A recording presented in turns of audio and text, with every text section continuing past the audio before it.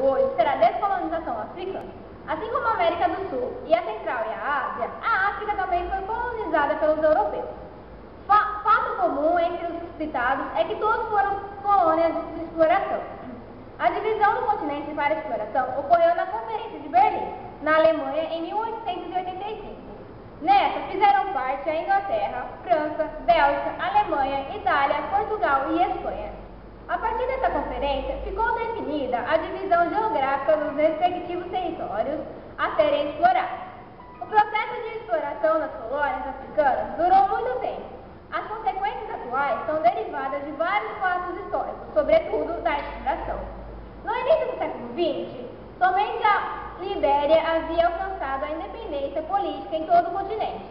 Isso prova o grau de dependência em relação às metrópoles e também o nível de atraso em desenvolvimento tecnológico, industrial e econômico, em comparação aos outros continentes. O processo de independência das colônias em relação às metrópoles europeias é denominado historicamente como descolonização. Um dos fatos que mais favoreceu o processo de descolonização da África foi, sem dúvida, a Segunda Guerra Mundial, que ocorreu na Europa entre 1939 e 1945. Como esse último conflito armado aconteceu no continente europeu, o mesmo sofreu com a destruição e o declínio econômico. O enfraquecimento econômico e político de grande parte dos países europeus, especialmente aqueles que detinham colônias da África, foram aos poucos perdendo o controle sobre os territórios de sua administração. Aliado à questão da guerra, surgiram grupos e movimentos que lutavam em busca da independência política. Essa ordem libertária se dispersou por todo o continente e perdurou por vários anos. Posteriormente, o resultado foi a restituição dos territórios e surgimento de pelo menos 49 nações africanas. Mesmo com todas as diversidades, os países foram alcançando sua independência política. No entanto, a divisão dos territórios ficou definida a partir da concepção europeia que não levou em consideração questões de ordem étnicas e culturais, desatenção que desencadeia uma série de conflitos em distintos lugares da África. Isso porque antes dos europeus, as tribos tinham suas próprias fronteiras e todos se respeitavam. Com a instauração das novas fronteiras, algumas tribos foram separadas, grupos rivais agrupados, entre outros fatos que colocaram em risco a estabilidade política na região. Depois de longas décadas de luta para alcançar a autonomia política e econômica, hoje a África conta com 53 territórios independentes, salvo o Saara Ocidental, que é o território de domínio do Marrocos. No continente africano, o Egito foi a primeira nação independente, alcançando a sua independência entre as duas guerras mundiais. Posteriormente, na década de 50, mais de 20 nações tornaram-se independentes. Entre as nações que tornaram-se independentes na década de 50, podemos destacar Marrocos, Tunísia, Líbia, Sudão, Etiópia, África do Sul e Gana. Na década de 60, outros países surgiram como Argélia, Mali, Níger, Zaire, Senegal, Tanzânia, Quênia, Somália, Nigéria, entre outros. Depois da década de 60, somente as colônias portuguesas como Angola e Moçambique continuaram a luta pela independência alcançada somente na década de 1970. Em Angola e nas outras colônias portuguesas, a luta pela emancipação fora reforçada após a Revolução dos Cravos, que finalizou o fascismo em Portugal. A Argélia, colônia francesa, era uma região muito rica e promissória, que interessava às empresas francesas. O presidente de Gaulle propôs dar autonomia à colônia, proposta não aceita pelos argelinos, que lutaram pela separação completa através da Frente de Libertação Nacional. O Jornal ETEC fica por aqui. Um bom dia a todos.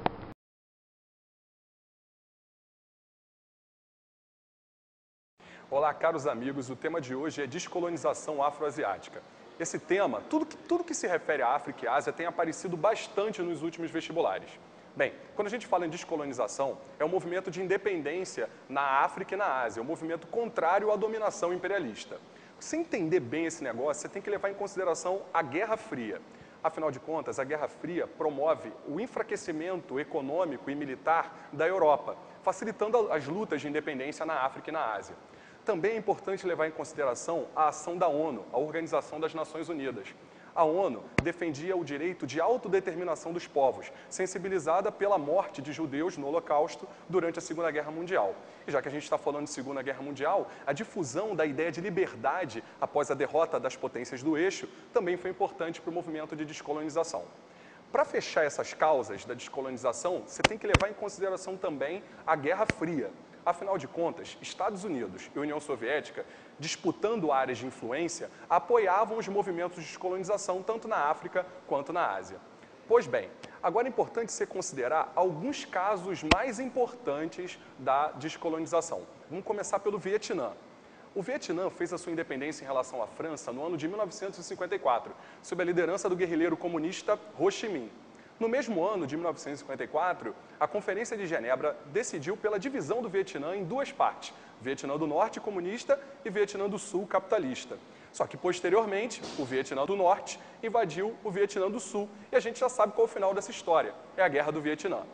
Um outro caso importante que você tem que considerar aí na descolonização, fazendo um estudo de caso, é o caso da África do Sul.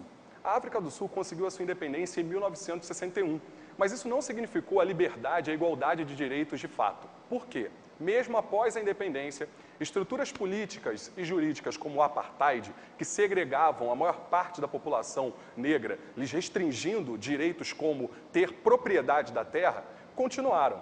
Só na década de 1990, depois de muita luta do líder negro Nelson Mandela e depois de uma grande mobilização internacional, é que o apartheid foi extinto. E para fechar, vamos falar num cara chamado Mahatma Gandhi. Gandhi liderou a descolonização da Índia em 1947, só que a ação dele foi mais pacífica.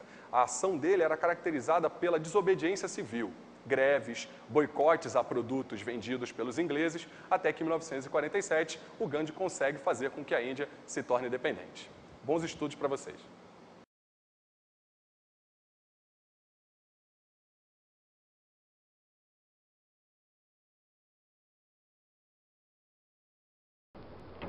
Bom dia. Bom dia. Está no ar agora o jornal. Bom dia. Bom Está dia. agora. Para. Bom dia. Bom dia. Bom dia. Bom dia. Está no ar agora o jornal. Bom dia. Bom dia. Está no ar agora o jornal. Bom dia. Está no ar agora o jornal ETEC. O tema tratado hoje será a descolonização africana. Assim como a América do Sul e a Ásia, a África também foi colonizada pela colonização africana.